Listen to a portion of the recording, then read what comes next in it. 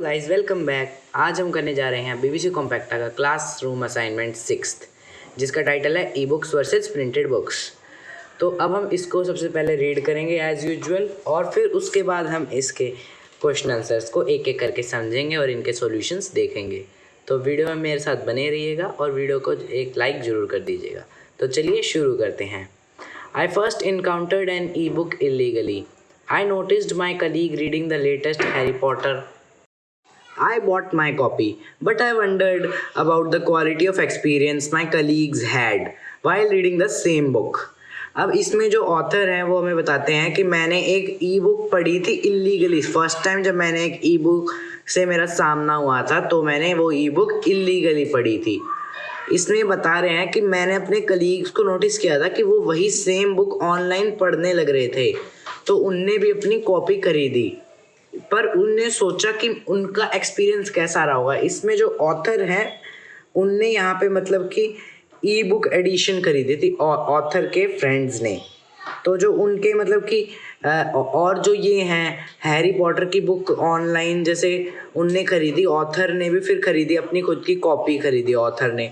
तो ऑथर सोच रहे थे कि मतलब कि मेरे कलीग्स का क्या एक्सपीरियंस रहा होगा, उनने जब ई बुक पढ़ी तो उनका क्या एक्सपीरियंस था। तो वो ऑथर वो सोच के मतलब कि सोच रहे थे कि क्या एक्सपीरियंस रहा होगा, उनको मज़ा आ गया होगा।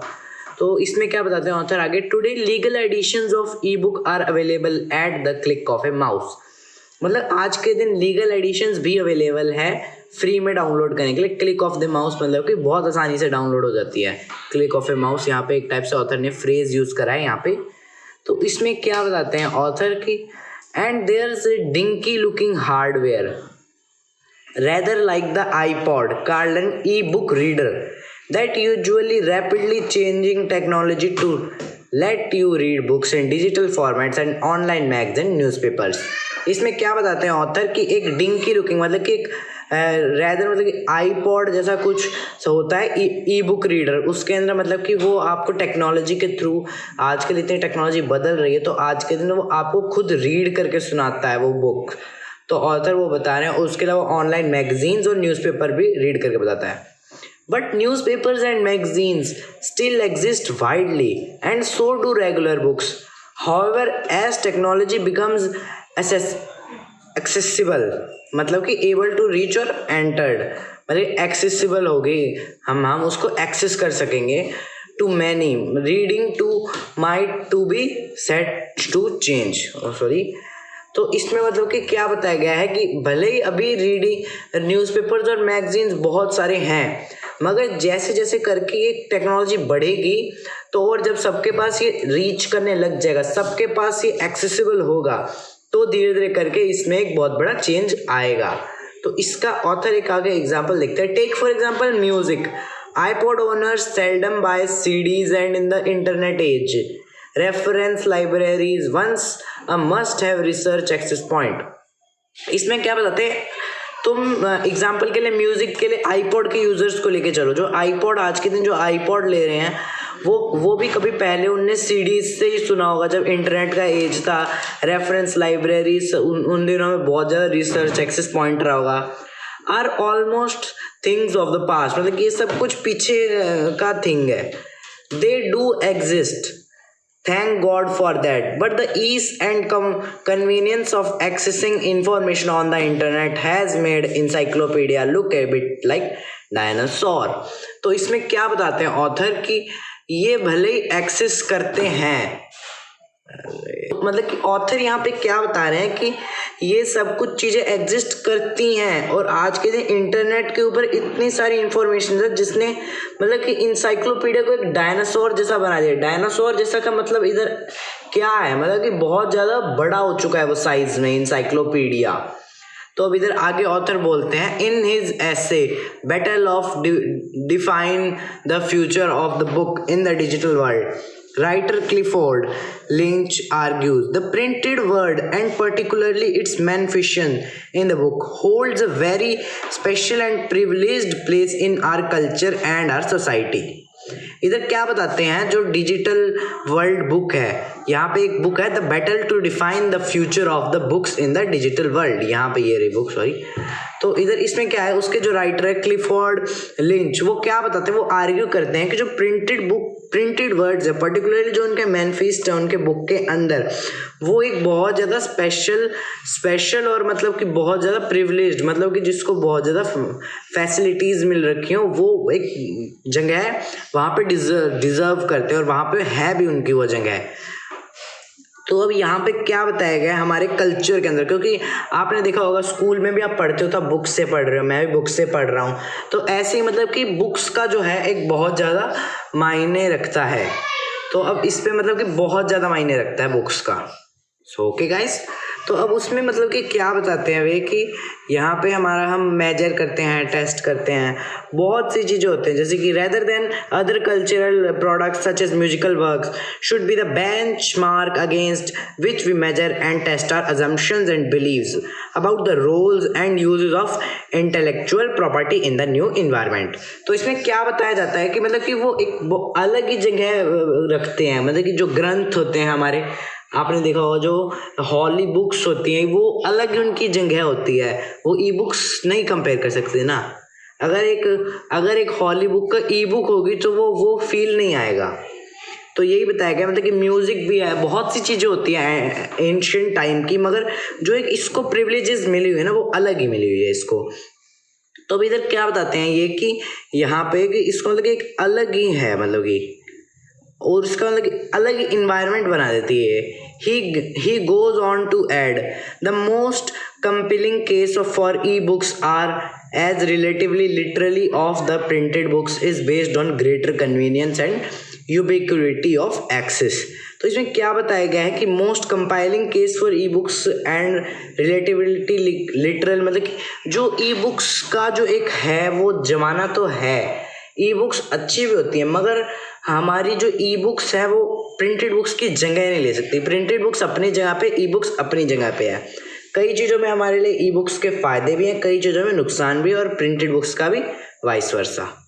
तो इसमें क्या है कि यहाँ पे मतलब कि कुछ भी हो जाए वो सेम ही रहेंगी, मतलब कि उनमें से कोई सी भी चीज़ ऐसे नहीं होगा कि हाँ भाई अगर मुझे ई बुक्स ही मिल रही है तो मैं प्रिंटेड बुक्स छोड़ ही दूंगा। प्रिंटेड बुक्स भी पढ़नी पड़ेगी और पढ़नी भी चाहिए प्रिंटेड बुक्स। आज के दिन तो सब कुछ ऑनलाइन हो रहा है, तो इस वजह से हम ऑनलाइन करने लग रहे हैं, नहीं तो पहले के ज़माने में इंटरनेट नहीं था तो उस टाइम पे तो लोग घर जाके अपना ट्यूशन जाके ऐसे सब पढ़ते थे। आज के दिन तो ज़माना बहुत ज़्यादा एडवांस हो गया है, तो ऐसे ही मतलब कि यहाँ पे बहुत सारा है। तो अब आगे क्या बताते हैं ऑथर, यहाँ बताया the case of digital books broadly as a new genres of works is about more effective communications of ideas, enhanced teaching and learning, and renewed creativity. Let us welcome the journey and be open to many destinies. We will find treasures and wonderful surprises along the way.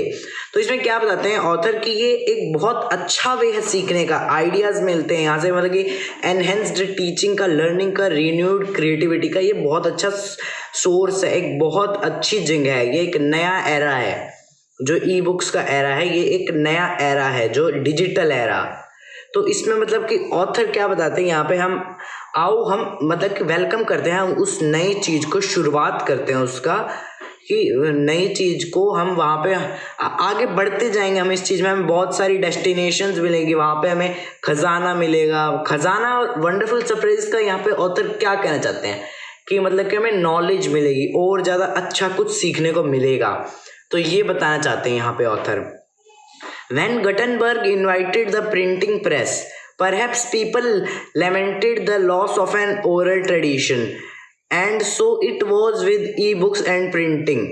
Maybe there will be less damage, vandalism, and less destructions of books from floods and fire.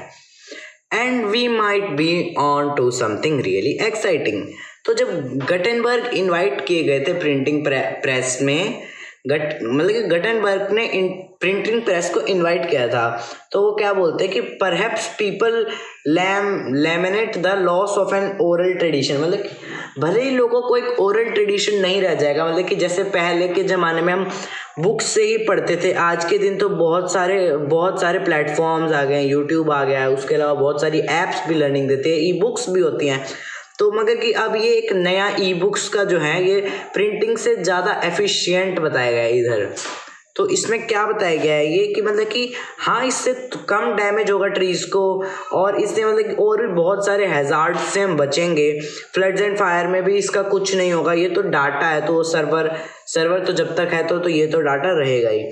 तो इसलिए मतलब कि इससे हम बहुत कुछ exciting सीख सकते हैं, बहुत कुछ नया सीखने का ऑप्शन है हमारे पास। तो यही था पैराग्राफ, इसको लिखा था Meenakshi doctor the Femina, modify करके पैराग्राफ को, ये था पैराग्राफ हमारा। तो अब हम इस पैराग्राफ का पहली चीज शुरू करेंगे, तो शुरू करते हैं। रीडिंग द प्रिंटेड बुक, अब ऑथर यहाँ पे क्या बताते हैं, while reading the dash edition of the latest Harry Potter the author wondered about the experience of dash reading the same book. तो यहाँ पे जो फर्स्ट है हमारा, उसका फर्स्ट क्वेश्चन ये है। तो इस फर्स्ट क्वेश्चन में यहाँ पे फर्स्ट हमारा आंसर होगा प्रिंटेड, सेकंड होगा फ्रेंड्स।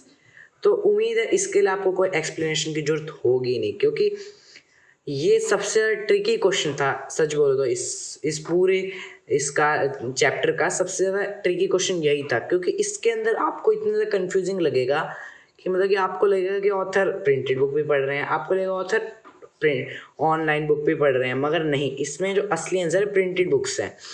क्योंकि इसके पीछे लॉजिक क्या है कि अगर ऑथर प्रिंटेड बुक्स पढ़ रहे होंगे तो तभी तो ऑथर को उनके दोस्तों के ई बुक्स का अलग लगेगा, और अगर ऑथर भी ई बुक्स पढ़ रहे होंगे और उनके दोस्त प्रिंटेड बुक्स पढ़ रहे होंगे तो ऑथर उनसे कंपेयर क्यों करेंगे, क्योंकि ई बुक्स का है, ऑथर ई बुक्स के ऊपर डायरेक्टरी लिख रहे हैं, तो ऑथर इसमें प्रिंटेड बुक्स को ज़्यादा महत्व नहीं दे रहे हैं। इसमें ऑथर बता रहे हैं लेकिन ई बुक का अलग रहा होगा मेरे कलीग्स को। तो यही था क्वेश्चन। अब नेक्स्ट क्वेश्चन देखते हैं हम। Today e books are available easily but illegally. तो इसमें क्या बता रखा है, ये अभी इलीगली अवेलेबल है आसानी से। क्या ये ट्रू है कि फॉल्स है? ऑथर ने यहाँ पे क्या बताया था, टुडे लीगल एडिशन, यहाँ पे देखो आप देख सकते हैं, today legal editions of e books are available at click of a mouse. इसका मतलब क्या है कि लीगल एडिशन अवेलेबल है, ईजिली भी अवेलेबल है, तो इसका मतलब क्या होगा, ये फॉल्स हो गया। इसके लिए और इससे ज़्यादा कोई भी एक्सप्लेनेशन की जरूरत है ही नहीं। तो नेक्स्ट क्वेश्चन की तरफ बढ़ते हैं। तो अब हमारा नेक्स्ट क्वेश्चन है कि the dinky looking hardware referred to in paragraph 1 is dash. जो डिंकिंग लुकिंग हार्डवेयर, देखो मैं आपको दिखाता हूँ डिंकिंग लुकिंग हार्डवेयर कहाँ थी ये लाइन। तो देख सकते हैं आप, यहाँ पे लिखा है there is a dinking looking hardware rather like iPod called an e book reader. यहाँ पे साफ साफ लिख रखा है कि ई बुक रीडर। तो आई होप इसके लिए तो आपको समझाने की जरूरत नहीं है, साफ साफ उस बुक में लिखा ही हुआ है, तो आई गेस ये तो क्लियर ही होगा आपको। तो according to the author modern technology is all set to change then way we read. True या फॉल्स? ऑथर यहाँ पे क्या बता रखा था ना कि मॉडर्न टेक्नोलॉजी ऑल मतलब कि जैसे हम रीड करते तो उसको बिल्कुल चेंज कर देगी। तो ये ट्रू है, बिल्कुल ट्रू है, definitely true. They do exit, paragraph 2। यहाँ पे पैराग्राफ 2 में मतलब कि ये जो है ये they do exit, here they refers to, मतलब कि ये यहाँ पे दे किस चीज़ के लिए रेफर किया गया है। तो जैसा कि आप लोग पैराग्राफ 2, ये जो पैराग्राफ 2 है इसके अंदर अगर आप लोग देखेंगे तो यहाँ पे है they do exist, thank God for that. आप देख सकते हैं यहाँ पे लिखा हुआ है, यहाँ पे अरे दे डू एग्जिस्ट। तो यहाँ पे डे किसके लिए यूज़ हुआ है, तो यहाँ पे डे यूज़ हुआ है न्यूज़पेपर्स एंड मैगजीन्स के लिए, क्योंकि इस पैराग्राफ के अंदर ऑथर न्यूज़पेपर्स एंड मैगजीन्स पे बात करते हैं, सॉरी। तो अब इसमें क्या है, अब एफ पार्ट है। According to Clifford Lynch some advantages that e book have over printed books are. Advantages क्या है? क्लिफोर्ड लिंच कौन थे? क्लिफोर्ड लिंच आप कमेंट करके बताना कौन थे। क्लिफोर्ड लिंच थे पैराग्राफ 3 वाले बंदे, जिनने हमें पैराग्राफ 3 में बताया था। तो क्या था, ग्रेटर कन्वीनियंस थी, more efficient communication of ideas, ubiquity of access, और उसके अलावा better techniques learning and enhanced use, renewed creativity. ये सब उसमें लिखे हुए हैं बिल्कुल, इसके लिए तो कोई उसकी जरूरत है ही नहीं एक्सप्लेनेशन की।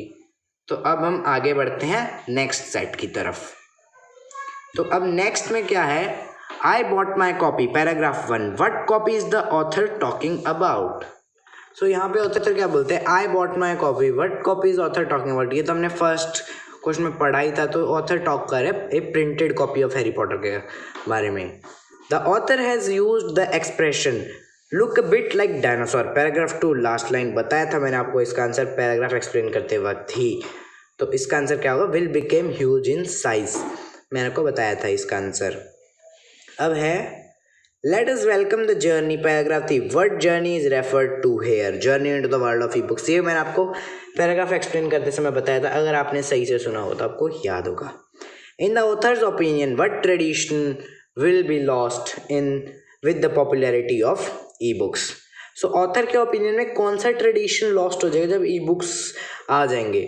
तो ई बुक आने के बाद जो ट्रेडिशन लॉस्ट होगा वो ट्रेडिशन होगा the tradition of writing books. क्योंकि अगर कोई बुक पढ़ेगा ही नहीं तो कोई लिखेगा ही क्यों, तो इसलिए वो लॉस्ट होगा। तो अब नेक्स्ट है how will E book survive damage from vandalism, food, flood and fire. तो ई बुक कैसे सर्वाइव कर सकते हैं, they can be electronically store. मैं आपको बताया था ना, सर्वर पे स्टोर करी जा सकते हुए, वे तो नेट पे हमेशा अवेलेबल होगी ना। आपके पास नेट है, आप जाके सर्च करो, डाउनलोड कर लो, आपके मोबाइल में भी सेव रहेगी, मतलब कि कोई दिक्कत ही नहीं है उसमें। तो ये इतना ही था। तो उम्मीद है आपको ये समझ में आया होगा। अगर आपको ये समझ में आया हो तो इस वीडियो को जाके लाइक कर देना और कमेंट करके ज़रूर बताना कि आपको ये वीडियो कैसी लगी। तो इस वीडियो में इतना ही गाइस, अब हम आपसे नेक्स्ट वीडियो में मिलेंगे। तो तब तक के लिए चैनल को सब्सक्राइब कर दीजिए और नोटिफिकेशन बेल को भी दबा दीजिए। तो गुड बाय गाइस।